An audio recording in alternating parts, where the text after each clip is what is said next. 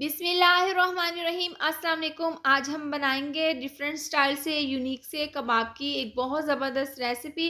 बहुत ही जल्द बनकर ये तैयार हो जाते हैं और खाने में बहुत ज़्यादा ये टेस्टी लगते हैं। तो चलिए पर्शियन कबाब की रेसिपी बनाना शुरू करते हैं।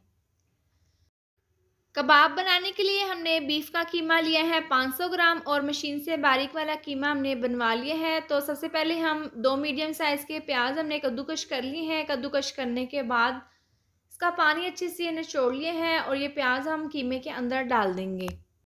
इसके बाद एक अदर टमाटर मैश करके इसके अंदर डाल देंगे। 3 से 4 सब्ज़ मिर्चें बारीक काट कर ये इसके अंदर डाल देंगे और काफ़ी मिकदार में हमने यहाँ पर सब्ज़ धनिया लिया है बारीक कटा हुआ, ये इसके अंदर डाल देंगे। इसके साथ ही आधी चम्मच अदरक पाउडर, आधी चम्मच लहसुन पाउडर और आधी चम्मच हम इसके अंदर डाल देंगे नमक, 1 चम्मच कुटी हुई लाल मिर्च, 1/4 चम्मच हल्दी पाउडर, आधी चम्मच धनिया पाउडर और लास्ट में हम डाल देंगे पिसा हुआ गरम मसाला। और 2 चम्मच हमने यहाँ पर लिए हैं मैदा हमने यहाँ पर अच्छे से छान लिए हैं। इसके साथ ही हम इसके अंदर एक अदद डाल देंगे अंडा और ये तमाम मसाले डालने के बाद हाथों की मदद से हम इसको 6 से 7 मिनट तक अच्छे से मिक्स कर लेंगे।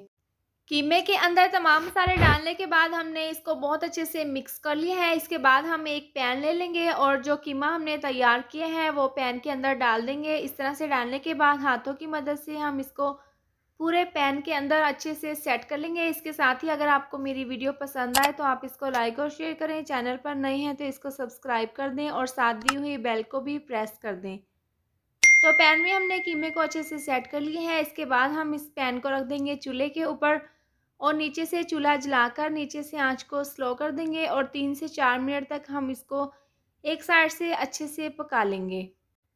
इसको पकते हुए 3 से 4 मिनट हो गए हैं और ये हल्का सा नीचे से पक चुके हैं। इसके साथ ही हम इसके अंदर ऑयल इसके किनारों पर इस तरीके से डाल देंगे ताकि ऑयल के साथ ये अच्छे से फ्राई हो जाए और मज़ीद हम 2 से 3 मिनट तक इसको और मज़ीद पका लेंगे।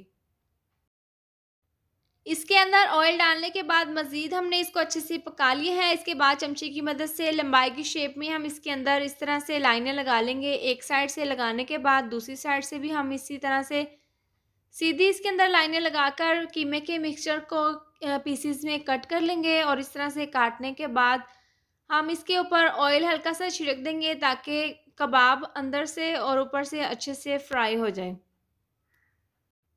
इसके ऊपर ऑयल छिड़कने के बाद हम इसको एक साइड से स्लो आंच पर 7 से 8 मिनट तक अच्छे से पका लेंगे।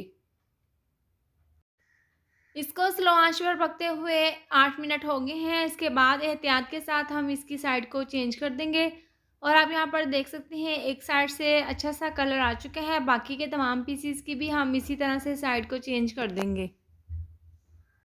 तमाम पीसीस की साइड को हमने चेंज कर दिया है और दोबारा सा हल्का सा ऑयल हम इसके ऊपर इस तरीके से डाल देंगे और दूसरी साइड से हम ढककर इसको 10 मिनट के लिए स्लो आंच पर पका लेंगे।